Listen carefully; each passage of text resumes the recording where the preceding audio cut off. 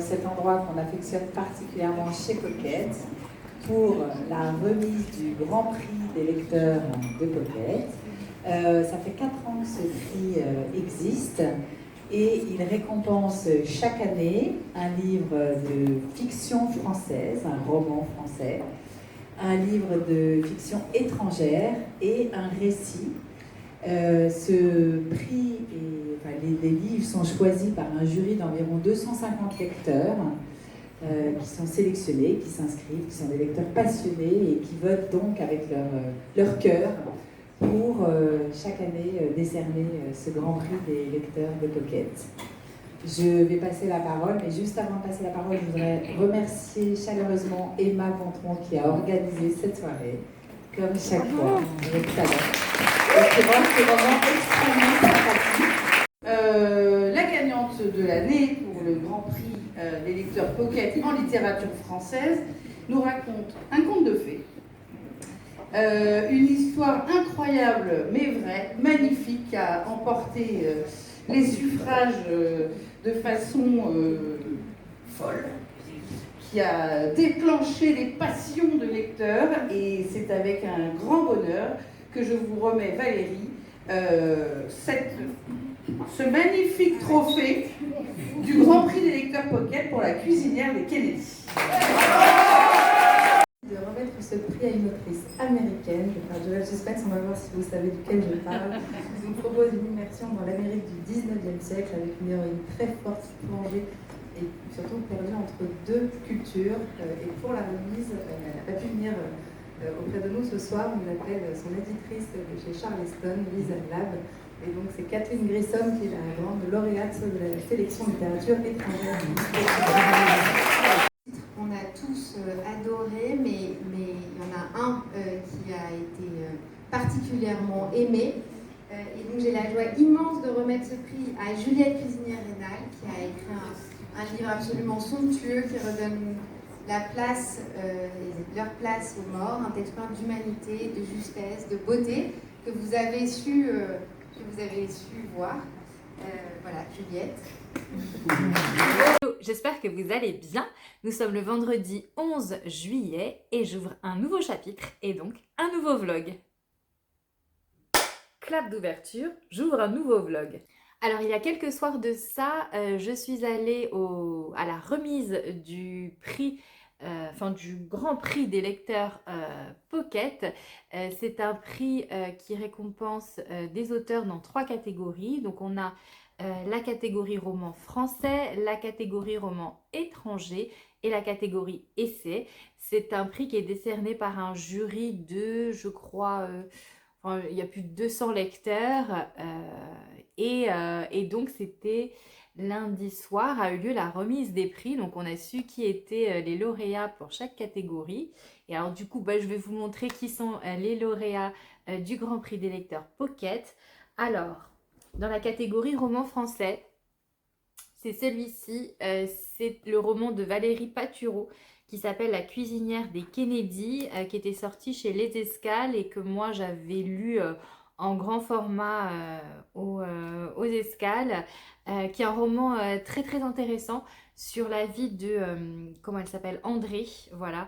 André qui est né dans sa petite campagne française, dans une famille très simple, et je crois qu'elle a été, est-ce qu'on le dit? Voilà, elle a été orpheline et orpheline de l'assistance publique de Marseille.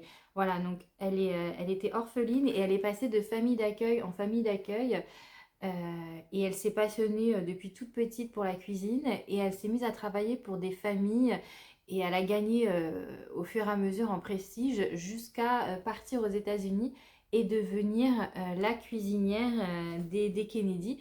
Et c'est un livre donc sur l'ascension de cette femme qui est partie de rien en fait et qui est arrivée quand même un petit peu, même beaucoup au top du top. Et c'était un roman qui était assez intéressant, moi qui m'avait bien plu. Donc voilà, donc on est très content pour Valérie Patureau qui a gagné donc ce prix des lecteurs Pocket.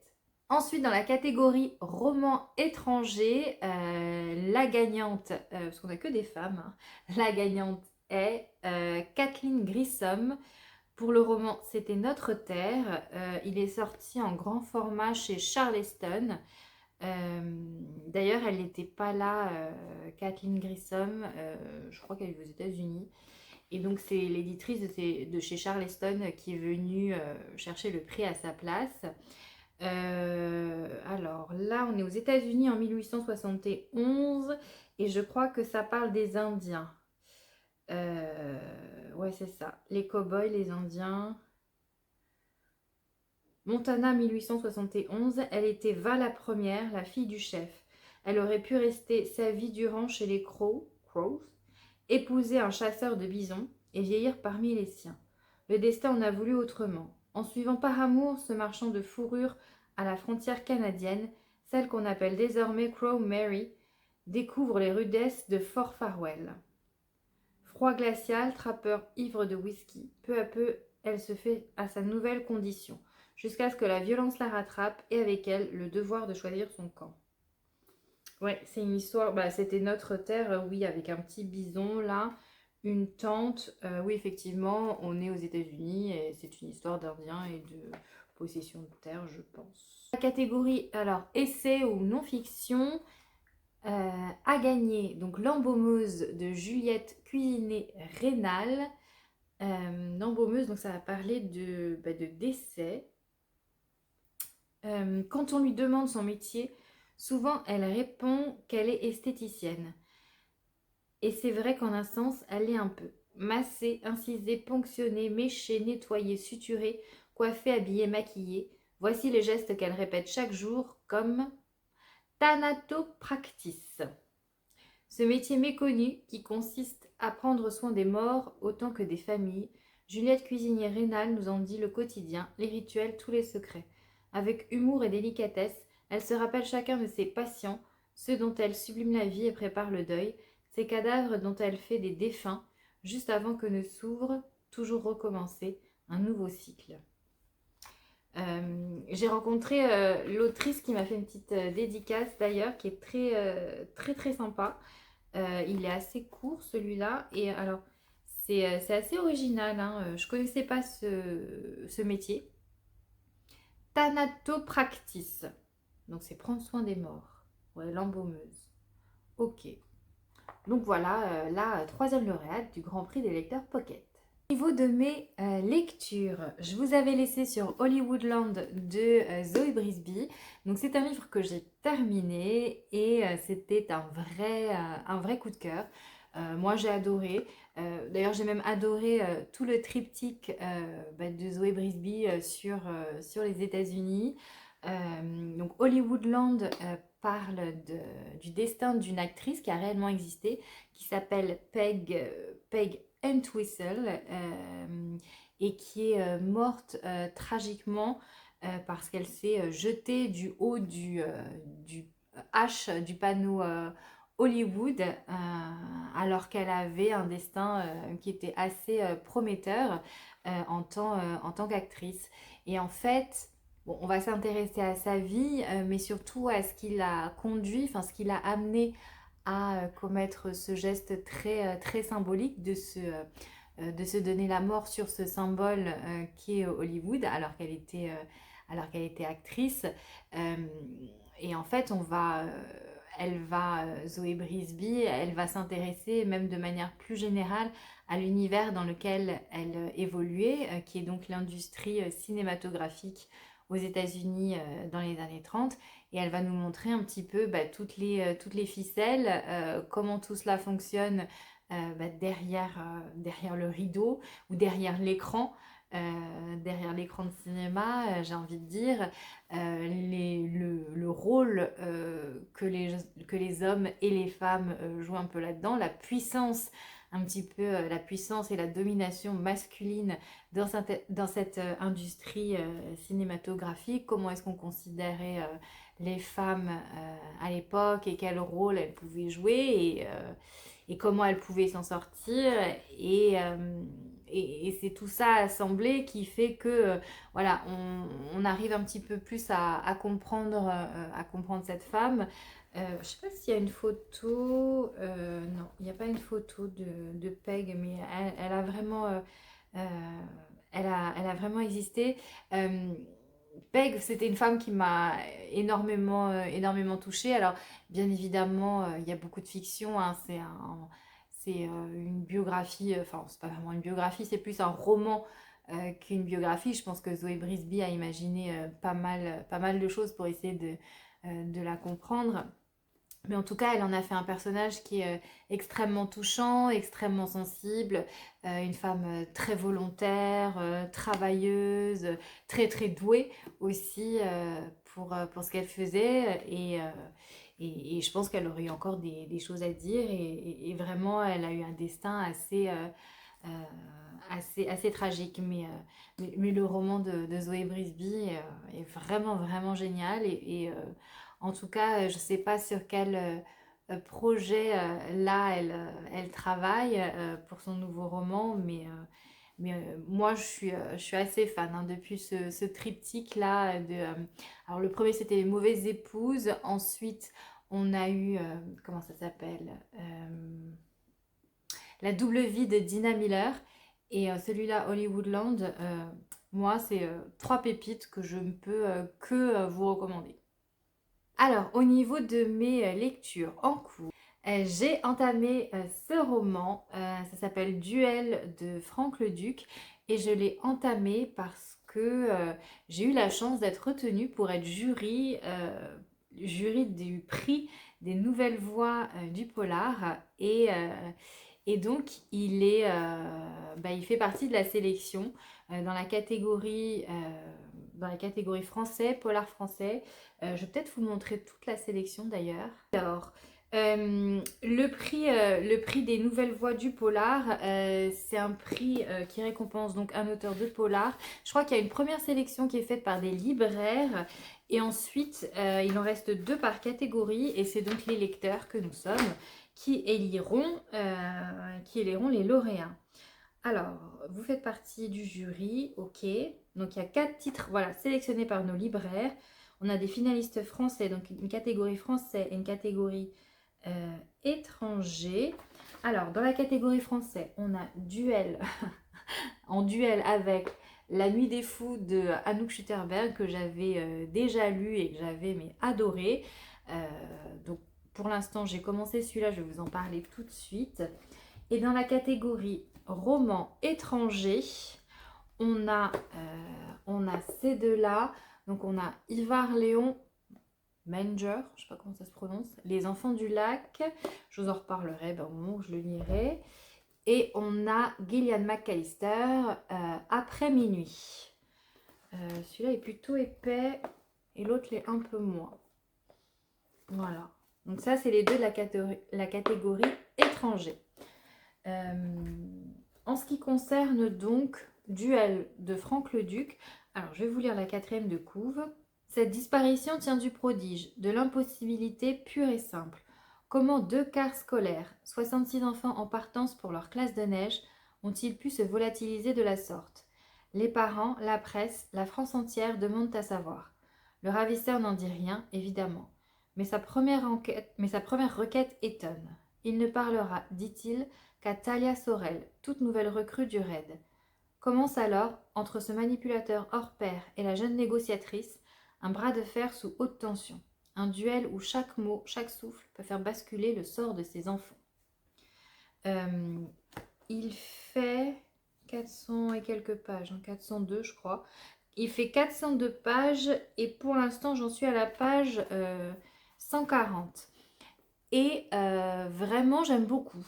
J'aime beaucoup, c'est vrai que alors une disparition d'un enfant, ça interpelle, mais là il y en a quand même 66, il y a 2 quarts scolaires qui allaient en classe de neige qui disparaissent, et effectivement là pour l'instant j'en suis au moment où le ravisseur demande à parler à cette négociatrice du raid, et là on sent qu'il va y avoir un bras de fer entre les deux.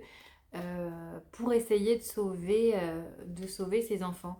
Et c'est vraiment très très intéressant parce que cette négociatrice, elle nous apprend un petit peu les ficelles de comment, voilà, comment repérer un manipulateur, comment repérer ses manipulations, s'il a telle intonation, est-ce que ça veut dire ça, comment est-ce qu'il essaye de lui prendre l'ascendant et comment est-ce que elle peut essayer de récupérer l'ascendant sur lui et l'amener à faire ce qu'il dit. Enfin, c'est hyper intéressant et je me dis que enfin, les gens qui font ça, les négociateurs au raid, alors c'est adrénaline, adrénaline fois 1000 et c'est hyper prenant, hyper passionnant.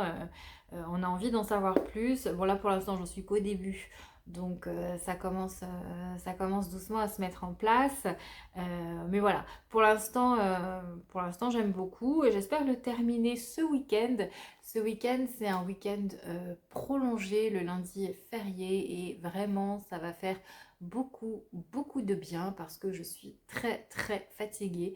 Je ne sais pas si vous êtes comme moi, mais il arrive une période dans l'année, notamment juste avant les vacances d'été, où vraiment je suis, mais alors, épuisée. Et physiquement et intellectuellement, là mon cerveau me dit enfin, arrête de nous solliciter, les neurones sont morts, même lire des fois ça me demande un peu plus de concentration que d'habitude et j'ai un peu de mal et je sens que vraiment j'ai besoin de souffler et j'ai besoin de repos et c'est dans ces moments-là que tu sens que ton corps n'est pas une machine et que il y a un moment, où il faut s'arrêter. Et, euh, et là, ce week-end de 3 jours va déjà faire beaucoup de bien en attendant les vraies vacances qui arriveront un petit peu plus tard. Mais voilà, en tout cas, je suis très contente de ne pas faire grand-chose. Alors, je dis pas faire grand-chose et à chaque fois, je fais plein de trucs. Mais en tout cas, je suis très contente de ce week-end de 3 jours qui va arriver, qui va me permettre d'avancer dans cette lecture. Et bien évidemment, je vous ferai un petit update au fur et à mesure de ma lecture. Au niveau de ma lecture audio, je suis toujours dans Maxime Chatham, dans Prime Time. J'en suis à la page 190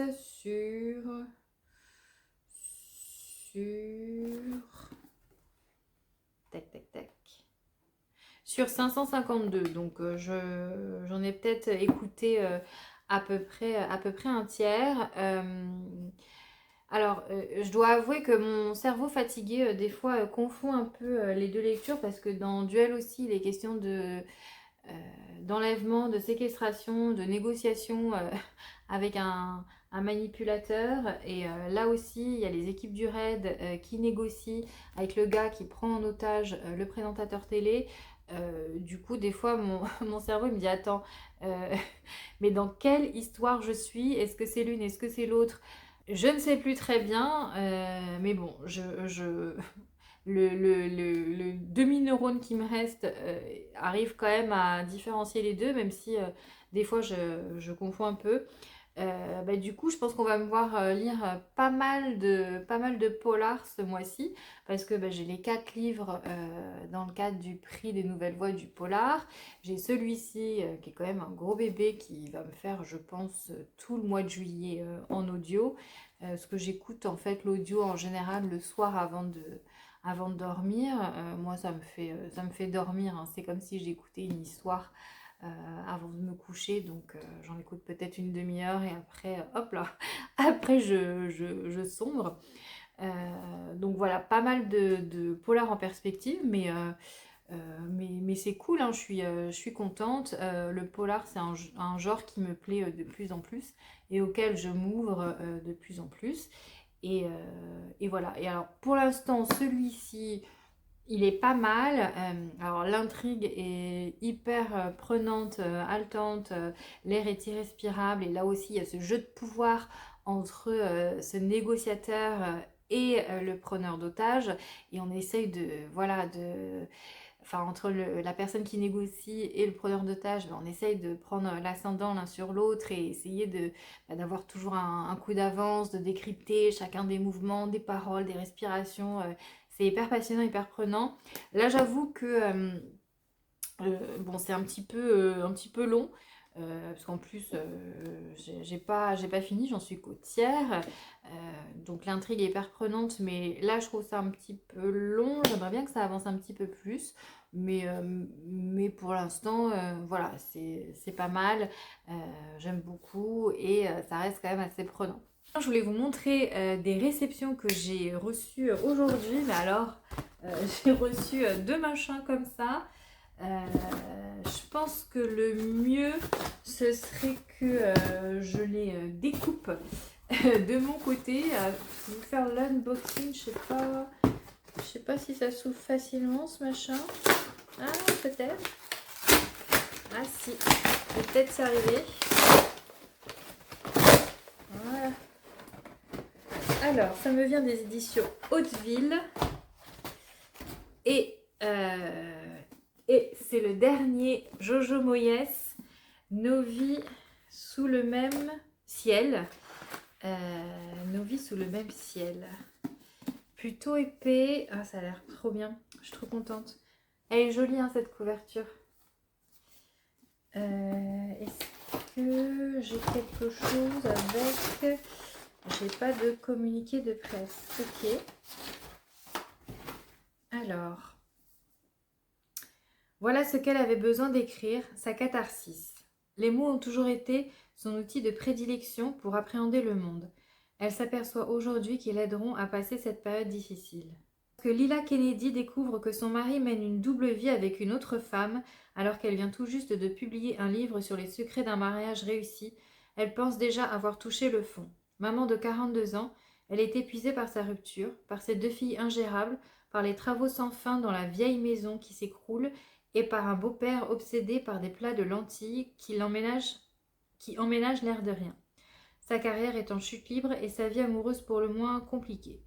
Alors quand son père, qu'elle n'a plus revu depuis qu'il est parti conquérir Hollywood 35 ans plus tôt, refait soudainement surface, c'en est trop. Lila n'a plus le choix, il va falloir affronter le chaos et peut-être trouver un sens à tout ça. Ah, ça a l'air pas mal, hein. Ça a l'air pas mal. Bon, par contre, bon, voilà. Oh, combien il fait? 461 pages. Faut que je trouve le temps de le lire, mais celui-là, il me tente pas mal.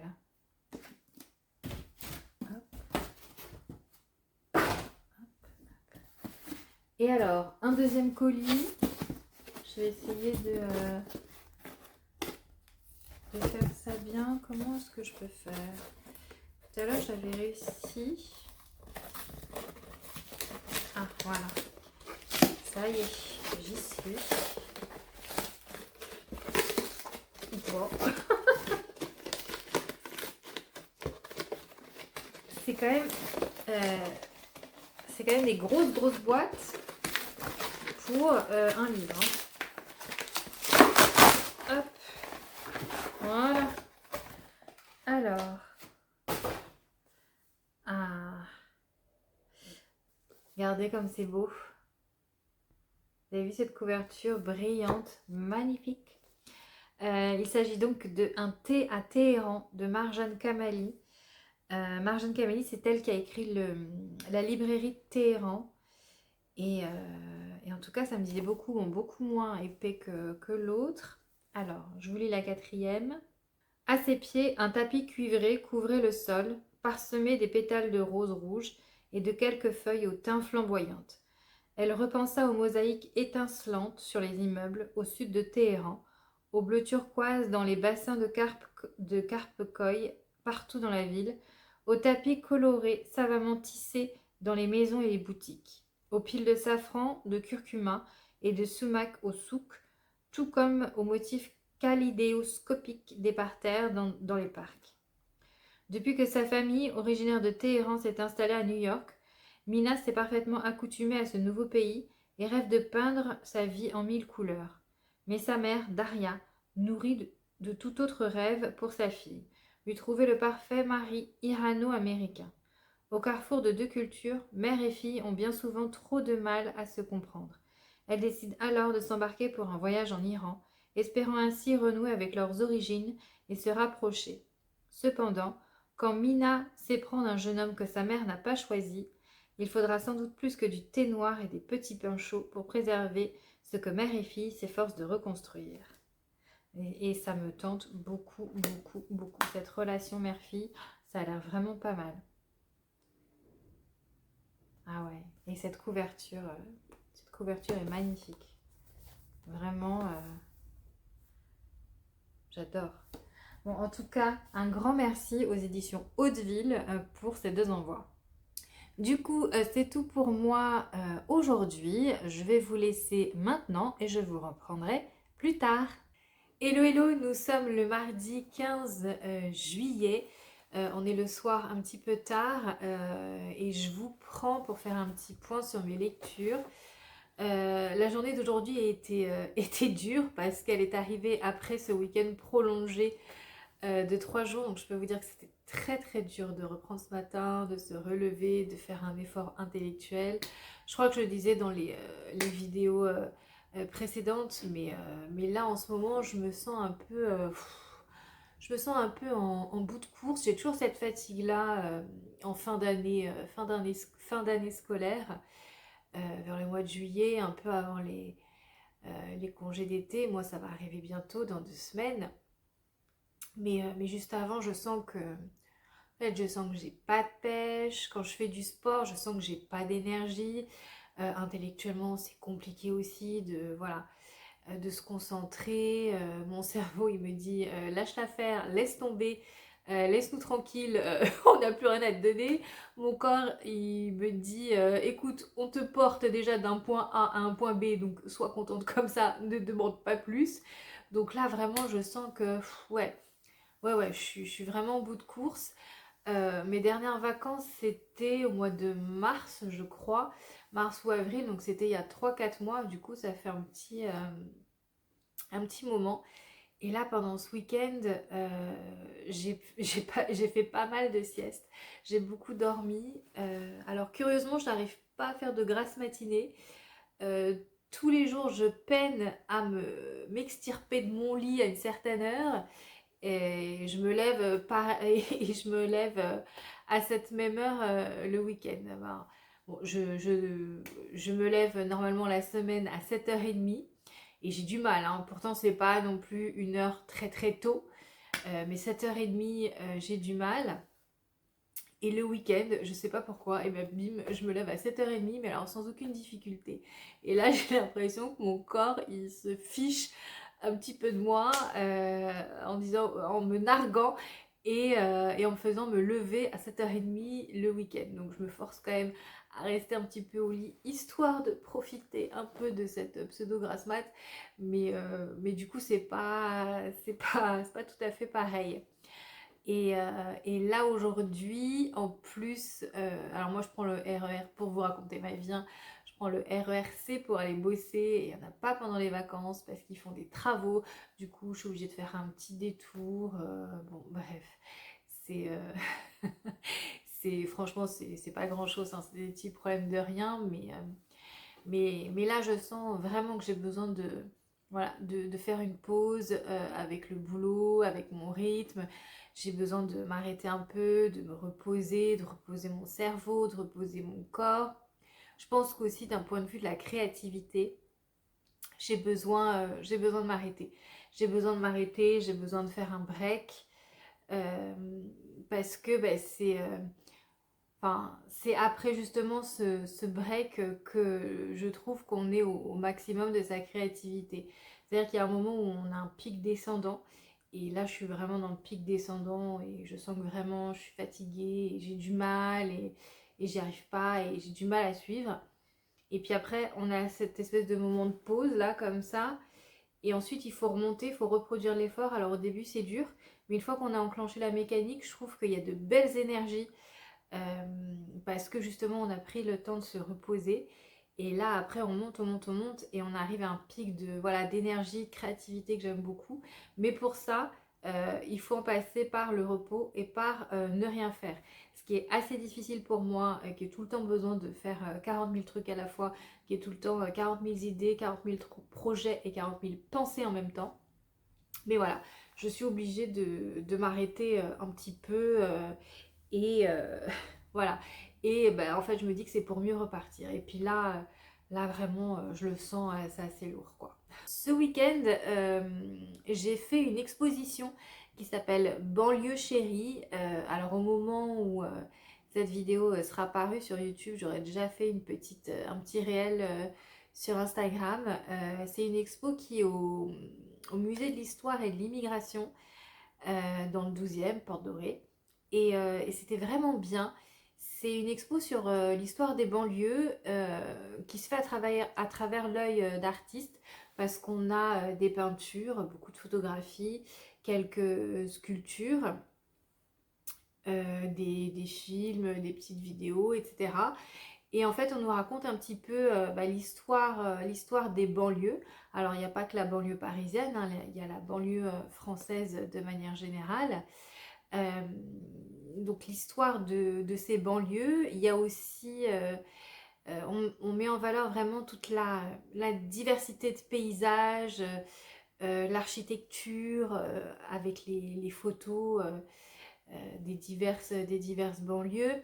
Il y a aussi une espèce de vue de l'intérieur par ses habitants.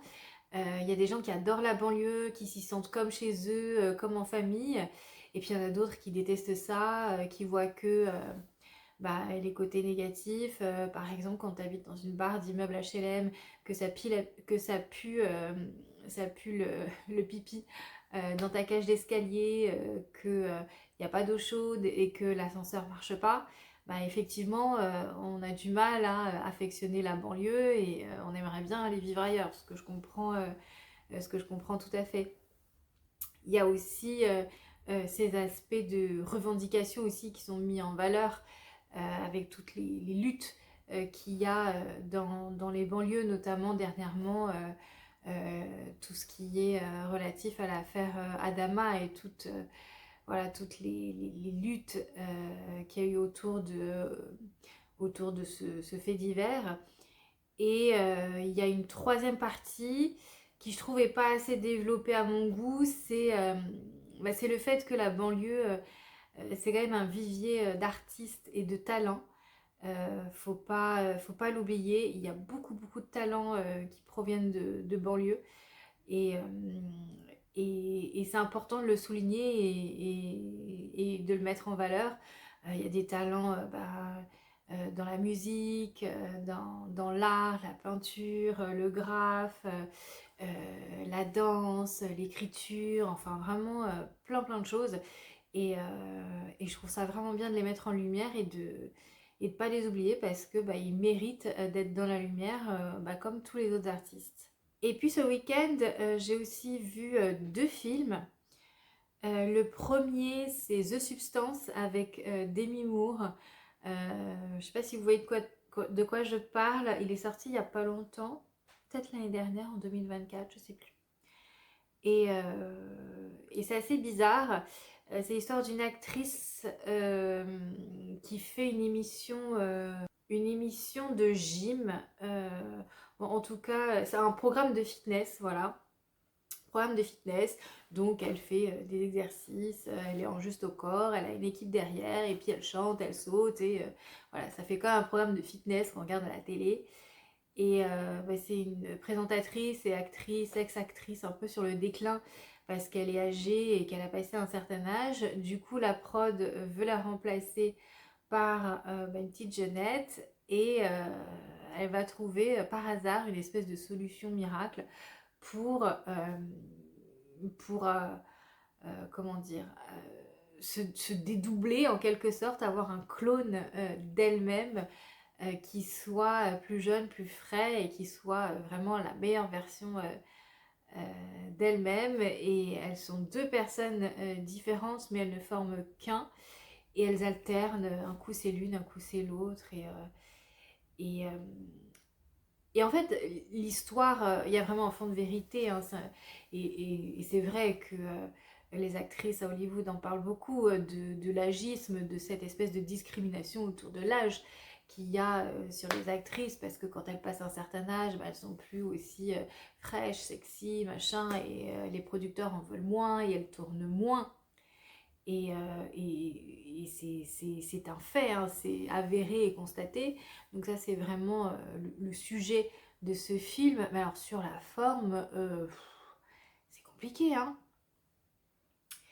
C'est compliqué parce que alors c'est de la science-fiction, moi ça me dérange pas, mais alors il y a beaucoup de gros plans avec des aiguilles, du sang, de la chair à vif, et moi j'ai la phobie de tout ça, j'ai la phobie des aiguilles, j'ai la phobie des seringues, de la chair, du sang. Alors du coup, je sais plus combien de temps dure le film, peut-être 2 heures, je crois que j'ai passé 1 heure et demie comme ça. Genre, non, je veux pas voir, je veux pas voir, c'est horrible, c'est horrible. Alors vraiment, si vous êtes comme moi, des phobiques de la chair, du sang, des aiguilles, abstenez-vous, abstenez-vous. Moi, je comprends tout à fait le propos, je comprends tout à fait le sujet, mais était-il vraiment nécessaire de mettre toutes ces aiguilles en gros plan? C'est malaisant, vraiment, c'était malaisant pour moi. Ensuite, j'ai vu un autre film qui s'appelle Nikki, qui est le biopic sur la vie de Niki de Saint-Phal.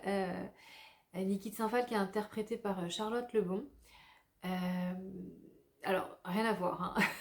Rien à voir en termes de genre par rapport au précédent, mais c'était vraiment, alors c'était assez intéressant comme film. Charlotte Lebon, elle est magistrale là-dedans.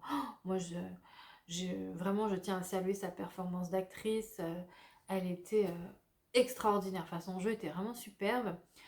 Par contre, j'ai trouvé que le film était un peu lent, ça se traînait. Je me suis un peu ennuyée à 2-3 reprises. Et surtout, ce que je trouvais bizarre, c'est que bah, c'est un film sur la vie de Niki de Saint-Phal, qui est une artiste vraiment. Bon, elle est torturée, elle a une vie compliquée. Voilà, mais elle a quand même fait des œuvres assez, comment dire, euh, j'allais dire compliqué, c'est pas vraiment compliqué le mot, mais assez spectaculaire, on va dire. Et en fait, on n'en voit pas une seule. On voit pas un seul tableau, pas une seule sculpture, on voit rien. Rien de ce qu'elle a fait. Et je me dis que pour quelqu'un qui connaît pas Niki de Saint-Phal, qui connaît pas l'artiste, qui connaît pas son œuvre, bah, c'est un peu bête d'aller voir son biopic sans voir ce qu'elle fait. Alors, je crois, alors on m'a dit qu'en fait, la production n'a pas eu toutes les autorisations auprès des familles pour pouvoir exposer les œuvres, raison pour laquelle on ne voit pas les tableaux. Mais bon, c'est quand même un peu dommage. C'est comme si, je sais pas, voilà, il y a un biopic sur Whitney Houston là, qui est sorti il y a quelques temps. C'est comme si j'allais voir le biopic sur Whitney Houston, mais que j'entendais pas une seule chanson de Whitney Houston. C'est un peu bête. Bon, voilà.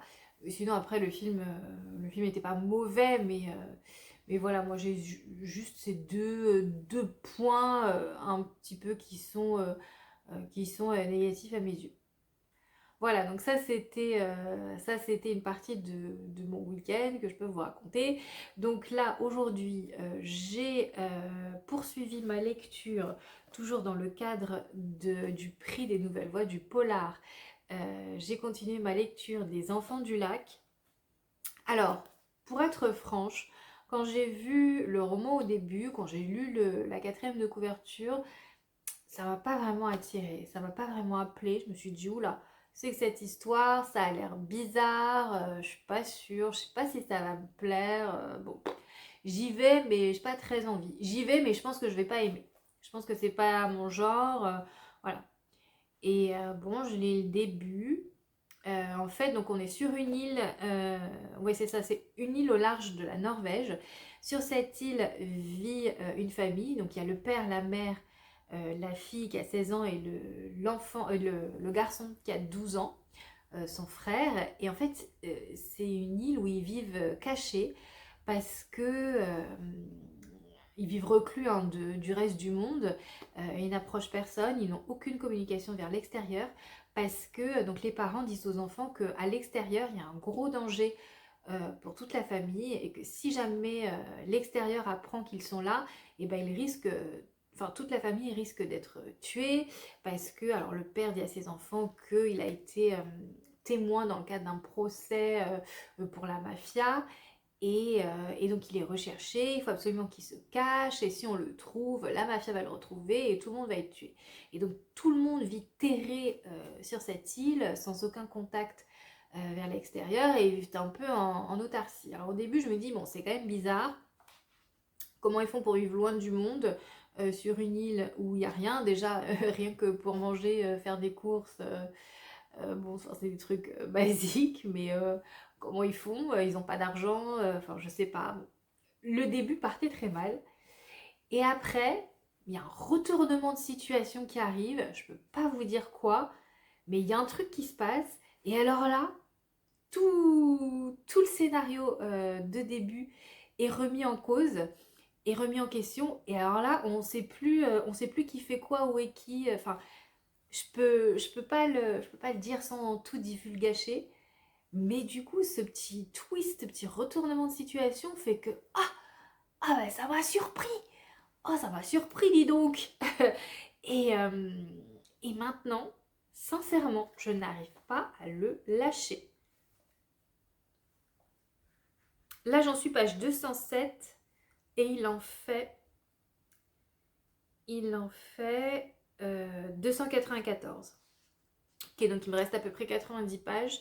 J'espère le terminer demain. Mais honnêtement, j'ai tellement envie de connaître le dénouement. Et ce retournement, il m'a tellement retourné le cerveau que vraiment, je suis à fond dedans. Donc, je sais pas si je pourrais vous prendre demain. Jeudi, c'est sûr que non, parce que j'ai sport le soir et je vais rentrer tard. Donc je pense pas vous reprendre demain ou jeudi, mais peut-être vendredi. Je vous ferai un petit débrief sur la fin et ce que j'en aurais pensé. Mais en tout cas, voilà, celui-là il était outsider et il a fait une espèce de remontée, une remontada en flèche. Je sais pas, alors il est en concurrence avec un autre. Non, je me rappelle plus du titre. Je me rappelle plus, ça me vient plus, bon c'est pas grave. Il est en concurrence avec un autre, donc bon, l'autre il a intérêt à être à la hauteur de celui-là. Mais celui-là, voilà, moi il me payait pas de mine au début, et, là je pense que c'est en train de devenir un coup de cœur. Et c'est marrant parce que les prix littéraires, souvent, ça permet de lire des livres à côté desquels je serais complètement passée si j'avais pas eu à le lire dans le cadre d'un prix littéraire. Celui-là, je peux vous dire que si on l'avait proposé ou si j'avais vu en librairie, je l'aurais jamais pris, mais vraiment. Alors que j'ai l'impression que c'est pépite. Et ça, c'est vraiment grâce au prix littéraire, parce que certes, les lectures sont imposées, mais parfois c'est imposé pour notre bien. Et je suis vraiment, vraiment contente de l'avoir lu et de l'avoir découvert, parce que il est vraiment super bien. Et vous voyez la couverture, là c'est l'île. Et là, effectivement, il y a un petit personnage au centre qui vit tout seul sur l'île, entouré de la forêt, parce que c'est vrai qu'il y a pas mal... La nature est assez présente aussi dans ce roman. Donc voilà, du coup, je m'arrête là pour ce soir. Donc je vous laisse ici et je vous reprendrai plus tard. Hello, hello, nous sommes le dimanche 20 juillet et je viens clôturer ce vlog. Alors je pense que, je suis désolée par avance, mais je pense que ce vlog ne va ressembler à rien. Je l'ai fait sur 2 semaines parce qu'en fait sur une semaine, j'ai eu très peu le temps de prendre la caméra. Et si j'avais fait un vlog, je pense qu'il aurait duré 20 minutes, donc c'est pas terrible. Du coup, j'ai décidé de le mettre sur 2 semaines. Le problème, c'est que je l'ai fait un peu de façon décousue, je pense. Donc, je l'ai fait en début, en fin de semaine. Bon, je ne sais pas si ça va ressembler à grand chose. Je ne sais pas non plus combien de temps ça va durer. J'espère que ce ne sera pas trop long comme il y aura eu 2 semaines. Bon, écoutez, on verra. De toute façon, c'est comme ça, c'est la vie. Il y a des semaines où c'est possible. Et puis, bah, il y a des semaines où ça est beaucoup moins. Et puis, bah, tant pis, c'est la vie, c'est comme ça. Du coup, je pense que je vais essayer de ne pas être trop bavarde, bien que l'introduction est peut-être un petit peu longue. La dernière fois que je vous avais pris, je vous avais laissé sur cette lecture, donc Les Enfants du Lac d'Ivar Léo Menger, qui est en lice pour le prix des Nouvelles Voix du Polar, catégorie roman étranger. Je l'ai donc terminé et c'était un vrai coup de cœur. J'adorais vraiment ce retournement de situation qui fait que bah, on sait plus où on a perdu tous nos repères et on est vraiment déstabilisé par cette lecture. Et alors à partir du moment où voilà, le monde change de face, impossible, mais vraiment impossible de se détacher de cette lecture. Donc moi, en tout cas, c'est une lecture que j'ai beaucoup appréciée et bah, il m'en reste encore un à lire pour la catégorie roman étranger. Donc là, la barre est déjà très haute. On verra si l'autre roman est à la hauteur de celui-ci. Je pense que je vais m'arrêter là pour le moment pour pas que ce vlog soit trop long. Et je vais vous reprendre pour redémarrer un nouveau vlog pour vous parler de mes lectures en cours. Voilà, donc je m'arrête ici, ici pour le moment. Je vous reprends dans 5 minutes. Sur ce, je vous souhaite de très belles lectures. Prenez bien soin de vous et je vous dis à bientôt.